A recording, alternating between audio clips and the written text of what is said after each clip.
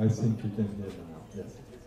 So first of all, let me apologize, since I think my presentation will not be as inspiring and inspired as the two that I just heard. I found very, very great stuff. And well, I'll do my best to make the thing interesting. And also, I didn't have much time to prepare it. Actually, the presentation, the review was intended to be done by Giorgio Matt, who wasn't supposed to be here, but I see him in the back. Thank you, Giorgio, for this nice present. But I'm actually happy to talk also on his behalf, presenting you some recent stuff we have been working on recently. And actually, my review will focus on some, not all, ingredients of active galactic nuclei, in particular 3 ingredients, important ingredients, topics, issues that I think are nowadays fundamental in understanding AGN. And these are listed here: the hot corona, warm wind, or base of a jet or aborted jet, whatever it is, or accretion disk outflow, and the accretion disk itself. I will go through these 3 topics one by one, and sometimes they are mixed together, sometimes not, but try to keep them separated. Showing first some, reviewing the history. I'm already old enough, I can see that I can say something about the historical approach and data sets on some of these issues already. And so I'll first present a bit of history and then focus more on what I think are some key biased latest results obtained from XMM, Chandra, Suzaku, and very recently NuStar. And all what is presented from NuStar data is on behalf of the NuStar AGN Physics Working Group. And and so I'll focus on these 3 major ingredients, issues of nearby radio-quiet AGN. Actually, I forget about radio-light AGN, forget about jet-dominated sources. I focus only on radio-quiet AGN, nearby Seyfert galaxies. Stefano Bianchi, just after me, will address other important ingredients of radio-quiet AGN, namely broadline regions, narrowline regions, molecular theory that you all know from unified models. So the 3 issues are actually, so the first issue I'll address is the hot corona. I think an open issue is yet to characterize the properties, geometry, and mode of the corona. Accretion flow, it's usually not only the corona, it's usually a system of corona plus disk or corona plus accretion flow, whatever it is. And then the second issue will be these outflows. And here the open issue is to characterize the properties, geometry, and velocity of outflows, winds, and their impact on galaxies, groups, and clusters. And then the third issue would be to address the accretion disk. And I think here an open issue is still to characterize the properties of the accretion disk, its ionization state, its geometry, the mode of accretion also, and again of the accretion disk and corona system, and with the aim, the goal of measuring spin, maybe mass of black hole, and strong gravity effects. So this is outline, if you want, of my talk. So starting with coronae, the basic major unresolved, or still open question, unresolved issue, is related to the accretion mode. So as I just said, I'll focus on the radio-quiet AGN, but we know there are radio-loud AGNs which are jet-dominated, and which produce jet, and so there are open issues, radio-quiet versus radio-loud AGN, and what kind of accretion mode relates to each, and what are the duty cycles which may shift from one type of object to the other. But overall, there is an open issue with which accretion mode is dominating in which AGN. There are a plethora of theoretical models, from Shakura simulated disk to ADAF, RIAF, CDAF models to explain your flow, accretion flow. Can be optically thin and geometrically thick, to optically thick and geometrically thin, What is sure in radio-quiet AGN, we are pretty sure that we do have an accretion disk optically thick. We do see in the big blue bump. So this is a pretty robust, I think, point. And very likely, I will show later, the corona is also likely compact due to the variability, the fast variability we see. Probably the corona is compact, will not be an ADAF, but still, there are a number of open issues, in particular related to the accretion geometry, which also is touching to the accretion mode. And back to the 96, Hard showed this nice plot, nice sketch, showing different disk and corona possible geometries. I think we are still more or less at this point. We don't know yet if the disk is truncated, if there are, if the corona is on top of your accretion disk, like magnetically reconnection compact regions, or whether it is more diffused. And you see this equivalent sketch showing different geometries. There is not a single geometry, there could be more than one, could be related also to a jet that I don't show here, or a aborted jet, there could be a duty cycle. So all this, I think, is still an open problem. What we do, an open issue. What we do know is what looks like, what is the typical X-ray spectrum of a Seyfert galaxy, or a typical radio-quiet AGN that you think you look straight into it, and you can see the three components I just mentioned. And these three components, you have, we think there are these three components because we do have seen them in these, with X-ray spectra. And in particular, we do see these three components, which is, first of all, a power law extended up to high energy with a high energy cutoff. We think it comes from a hot corona. The second component is actually intrinsic emission from accretion disk extended up to very soft energies, big blue bump, as I just mentioned, but also showing up as a reflected continuum plus emission line component. And so this is the accretion disk.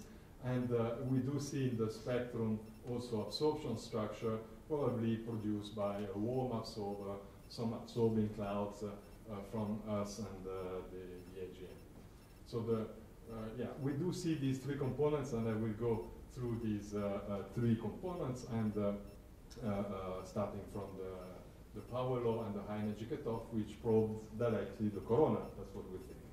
And so going back to the first results from AGN, nearby Seyfert galaxies, nearby AGN, back to 1984 with Mushotsky paper showing data from EO1 and EO2, which does show this distribution in energy index. In gamma it would be 1.7, this universal power law of 1.7 in AGN. And this was later confirmed by Ginga and Exosat, showing this typical power law X-ray spectrum in nearby AGN with this universal law 1.7. Then, thanks to a broader energy band coverage, OSI results on board G.A. Roche discovered the high energy cutoff, famous high energy cutoff, which really pinpointed to the fact that probably this power law was actually a Comptonization spectrum.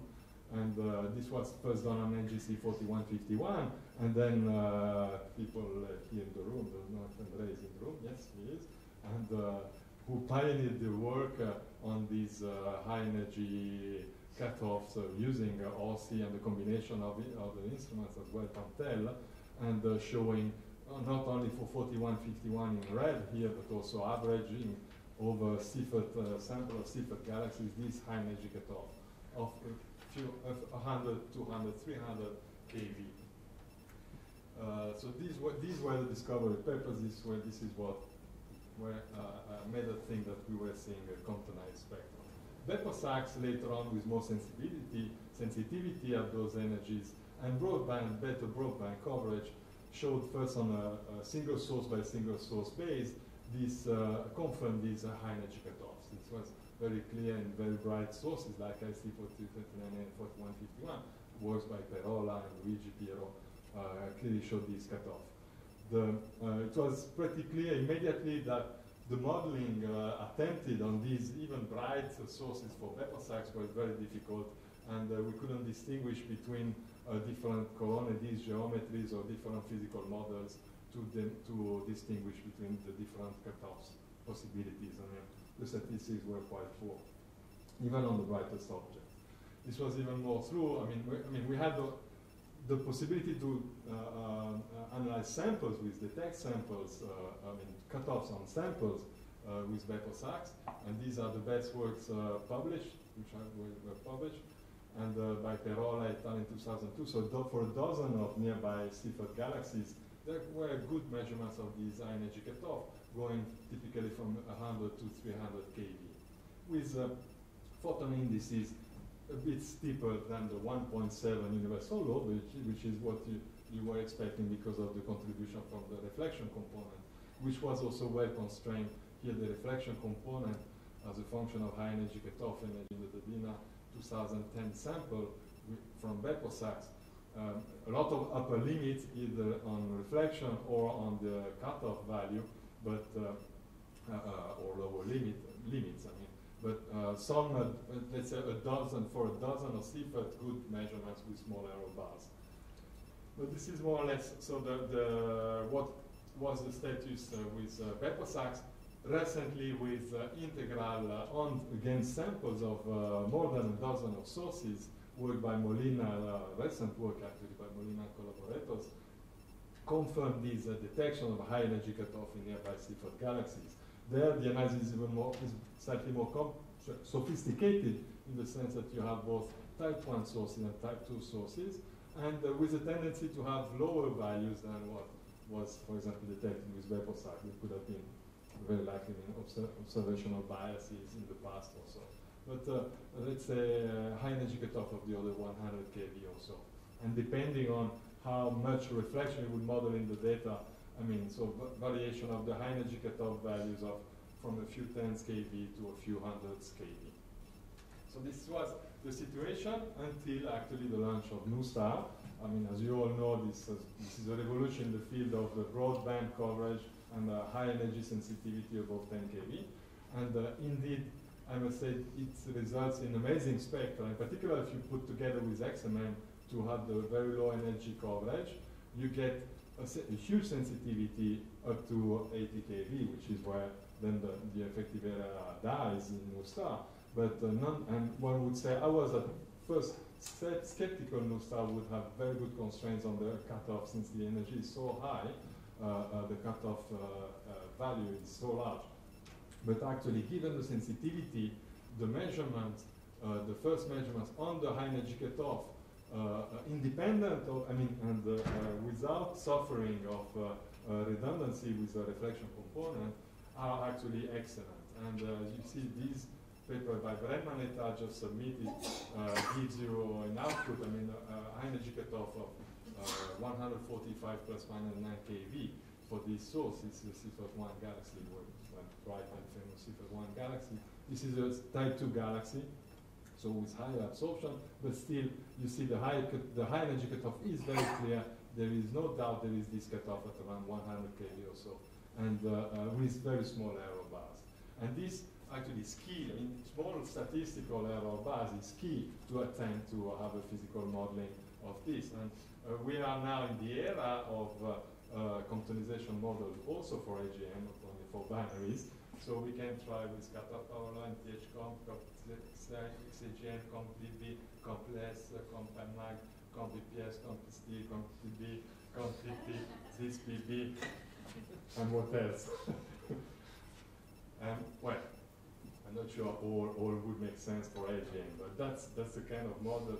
They are real. I didn't invent this. I took from the XSpec web page just for taking the comptonization models. And well, okay. So we are now attempting these constraining these physical models with this quality of data, and this is feasible. Oh gosh, here you cannot see here. But, anyway, and this is an example of this, and this is a paper just submitted by Giorgio on Arachanian 120, which does show this complex broadband spectrum here it looks like a high energy cutoff. Actually, it's more a wrong modeling of the soft excess, which is very strong in this source, and which requires itself a quantization spectrum, which should be seen visible here. You won't see for sure. I almost barely see it myself. And where the point here I want to make is that for the first time here you can attempt to fit complex reflective models and physical models for your corona, and getting important constraints on black hole, not black hole mass, but spin, eventually even spin of the black hole, and coronal radius, temperature, and tau, and etc. Right, so this is all work submitted, so okay. Let's move on with the second issue, the winds and outflows. Right, which are well known to exist in nearby AGN, from overwhelming evidences from the optical, UV, imaging. You do see these winds, narrow line region, now modeled with the outflows, broad absorption line quasars, narrow absorption line quasars, mini BAL, null, all these demonstrate the presence of outflows in AGN. In X-rays as well, we know since years the presence of warm absorbers in nearby AGN, bright AGN, or also in quasars actually. In almost half of nearby of quasars you look, or AGN you look at, do show a bit clear evidence of warm absorbers. This is a lower limit on the frequency of these absorbers, and you do see, since ASCA times, but I would say even ROSA did show these absorption structures at low energies, and this is confirmed with the amazing spectra, high quality, high energy resolution of Chamberlain XMM gratings, which clearly pinpoint to these warm absorber being actually multiple ionization and kinetic components outflowing at velocities from a few hundred to thousands kilometers per second. But the new results have come out, which I think are very interesting, which are these massive high velocity outflows, which are probed by these absorption structures mostly at high energies, blue shifted compared to the expected rest frame energy. And this is a case of PG1211, this is PDS456. Both have this blue shifted absorption structure, blue shifted. If interpreted as absorption from iron 25 or iron 26, they imply such large velocities and very high ionization state and very large column densities. And this would, if confirmed, and I mean, these imply, actually, these absorbers imply mass outflow rates comparable to the Eddington accretion rates. And this is more recent data on PDS456, Suzaku data, Suzaku campaign, showing this absorption not only at low energies, but at high energies as well. And you can see the features here, not only blue shifted, but highly variable, actually, the time scales here, a few tenths kilosecond, and the velocity large. So this is confirming clearly, I would say, the presence of these massive and very highly ionized and massive absorbers. This is, again, very new, recent from XMM plus New Star campaign on these same objects, very recent results. You see the New Star data are those, New Star data are those here, which extend to high energies, and you see the XMM plus, XMM plus New Star data at low energy showing this absorption variability and up to the very high energy band accessible. NGC 1365, another case of extreme variable absorption and extreme absorption variability. This is a paper by Walton et al. Submitted, again based on XMM plus New Star data. You see again this huge variability at low energies up to high energies. You see this fantastic high energy coverage, the quality of the New Star data up to 60-70 kV, which allows you to make proper modeling of the broadband continuum, including the reflection component and the absorber in this object. But the point, I think, is that we on by doing those were done studies, detailed studies on single sources. Maybe one will say, well, maybe there are particular line of sight, but actually, if you do a systematic analysis on unbiased samples of the brightest AGN, we did find actually systematically the presence of these massive absorbers and high velocity absorbers that we actually call ultra-fast outflows, UFOs. And with typical column densities of the order of 10 to 23 and ionization factor of 10,000 and velocities of 0.1. And these results were 0.1c. And these results were based on the statistical sample from XMM Newton data, and they were confirmed, amazingly enough, by the Suzaku independent analysis on different sources. So I think overall this is a robust case for the presence of these UFOs, and robust enough that we actually embarked in trying to understand these UFOs by comparing them with warm absorbers, which are less extreme. And indeed, if you plot their parameters like ionization state and column density, you do see that they occupy a trend in this parameter space where the UFOs are always more extreme than warm absorbers. This is true for ionization state and column density, but also for the outflow velocity as a function of ionization state, as well as the column density as a function of outflow velocity. And altogether, this is very simply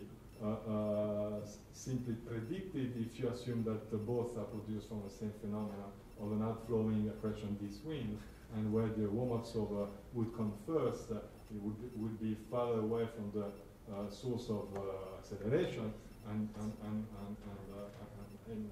from the black hole, and therefore at lower velocity than UFOs, which are more nuclear. And this is also consistent with the rough estimate of the distance from the center that one can work out from these numbers.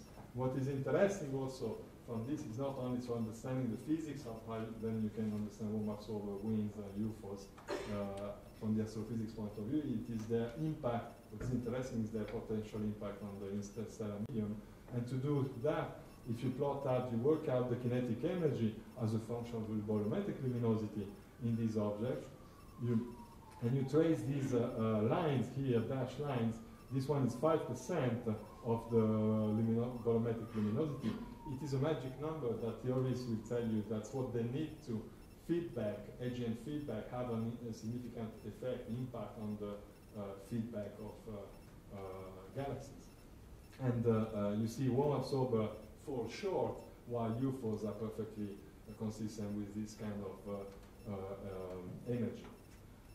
So feedback potentially could be effective from these kinds of winds. You have the energy to do feedback in the interstellar medium and produce your sigma relation also, but it's not guaranteed you can do that. Anyway, it's also, as I said, interesting to understand the physics of winds, and this is actually quite easy to reproduce, interpret, I would say theoretically. I mean, these absorbers, massive absorbers, are easily produced in, I mean, you see that theorists easily are able to reproduce outflows and massive outflows from accretion disk. It seemed to be, it was at the beginning of the issue, now it doesn't seem to be anymore. And actually even predict, if you work out with Monte Carlo simulation, what would be the spectral profiles of these winds looking through the wind, you would see sometimes spectra highly dominated by only iron K, Lyman alpha, helium, helium-like iron, like we see indeed in the data.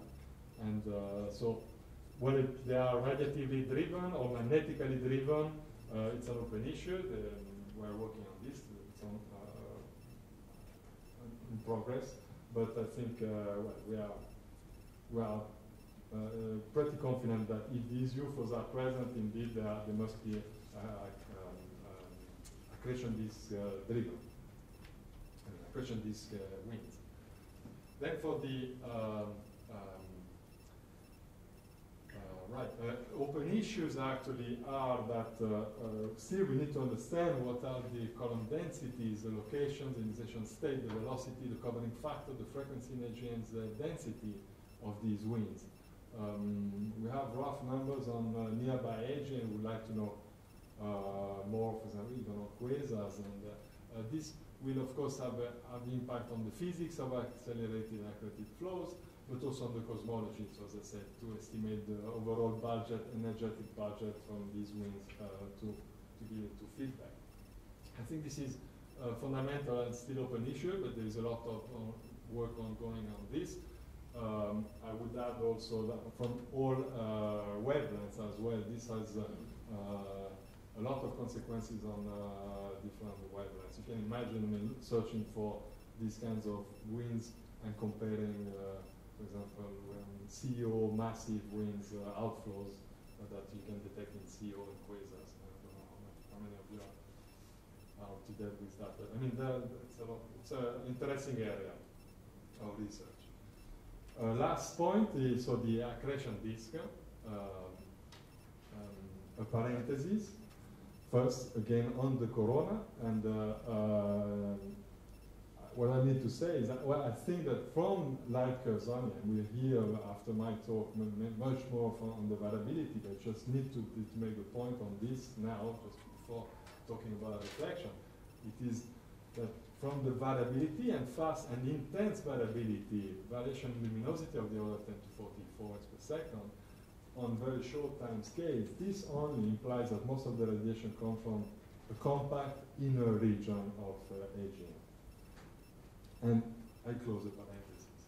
And from that, so if you think of an X-ray source, which is compact, which is in the innermost region, what you are interested into is what happens to the surrounding accretion disk.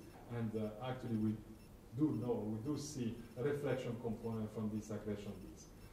This is very simple at first, in the sense that you have incident power law incident on your accretion disk, which is photoelectrically absorbed, plus Compton down scattered, and you do see fluorescence by all the elements, and in particular iron, the iron famous iron K fluorescence line at 6.4 kV, which is the strongest one compared to the incident power law, and in absolute terms. But actually, this already simple model and geometry is dependent on the inclination with which you look at this reflection component, with the covering factor of your reflection component, on the isotropy or not of your X-ray source, on the abundances of your elements, and all the major modifications are expected if you have ionization effects on your accretion disk, relativistic effects, or a combination of those, of both. In particular, ionization effect would transform what would look like a neutral accretion disk with the black body reflected or intrinsic emission. And if you ionize this accretion disk, you can imagine that you lose absorption at low energies first, and I mean you recover the low energies, and your spectrum becomes steeper and steeper in the low energies. You lose lines, you shift the energies, and in the extreme case, you would recover the intrinsic power law if your reflecting component is completely ionized or something like that. And this has effects on the energy intensity of all lines in your reflected component model. The relativistic effects, we know all, I would say, I think in this audience, most of you know more than me about this, and relative effects, Doppler shifts, Doppler boosting, beaming, gravitational redshift would all transform what you expect from face-on disk and from your iron K, for example, iron K reflected line, fluorescence line would be shaped following these effects on these with these profiles, and this opens a way to distinguish between a spinning or non-spinning black hole. And this is, of course, the goal. The goal is to measure these line profiles, to measure the spin, and in general, strong gravity effects. But as I said, there are not only relativistic effects, or ionization states, or ionization effects. They can be both together, and actually what you expect is both together, so some kind of relativistic reflection from ionized reflection component. And so, yes, the key, as I said, is to get the best possible modeling of the iron K line plus the reflection continuum. To date, there are less than a dozen spin measurements in AGN, nearby AGN. Typically, errors on spin are larger than 10%. But the major issue is today's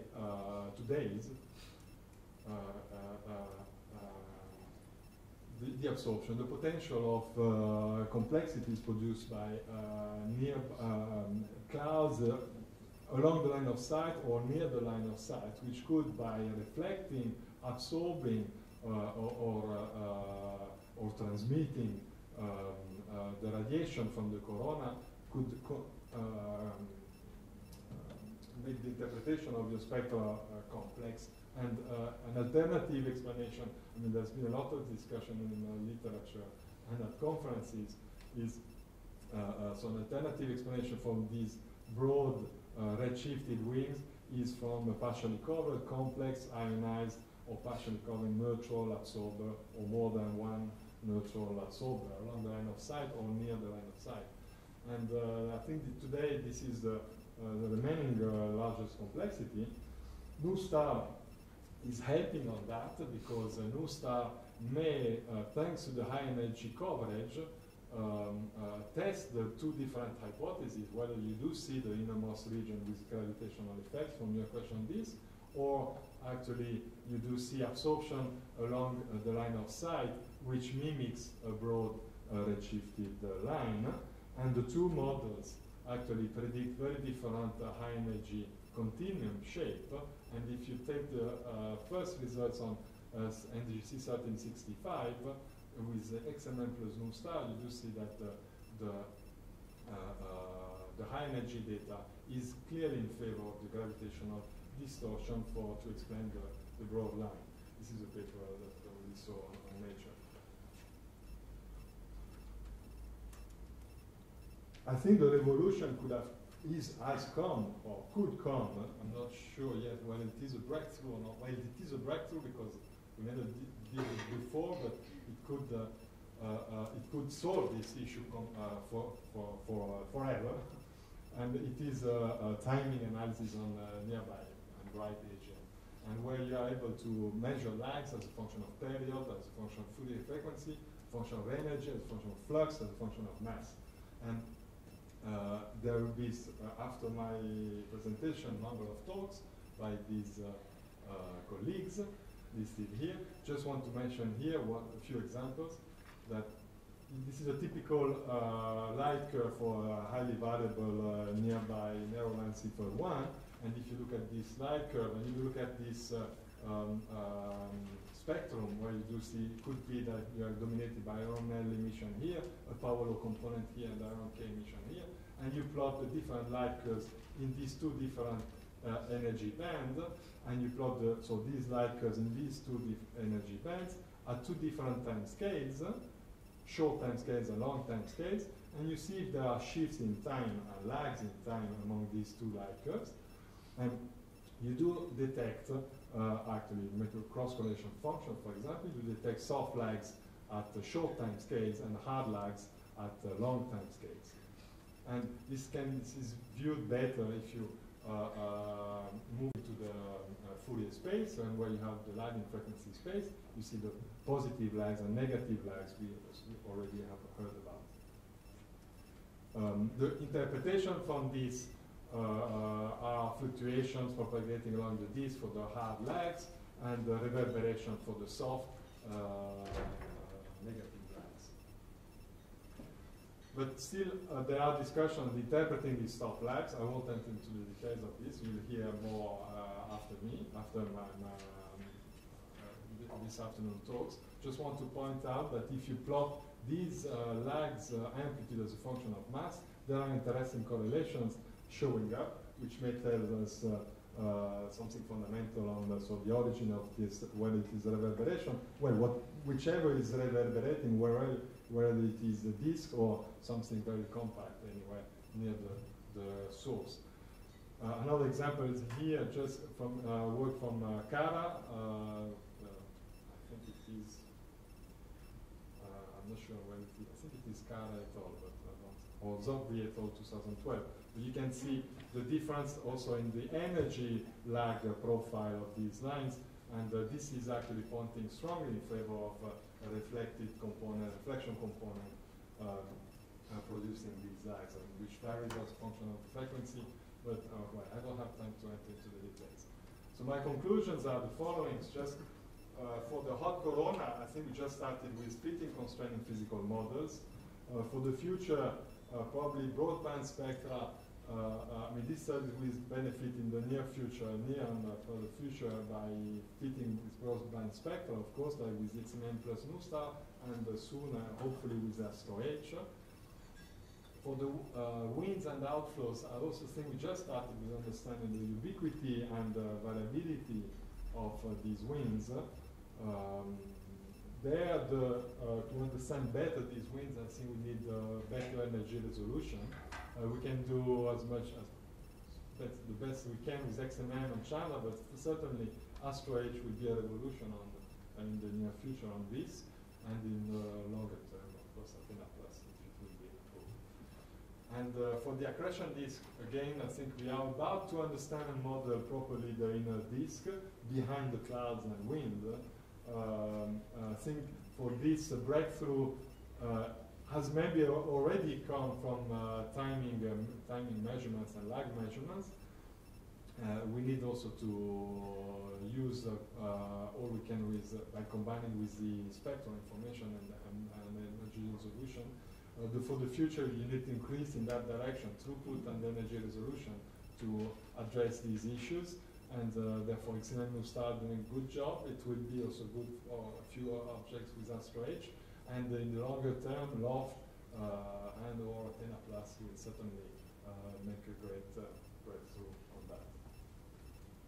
Right. Altogether, I think in the field, we anywhere all would agree that all this action is happening within a few hundred gravitational radii.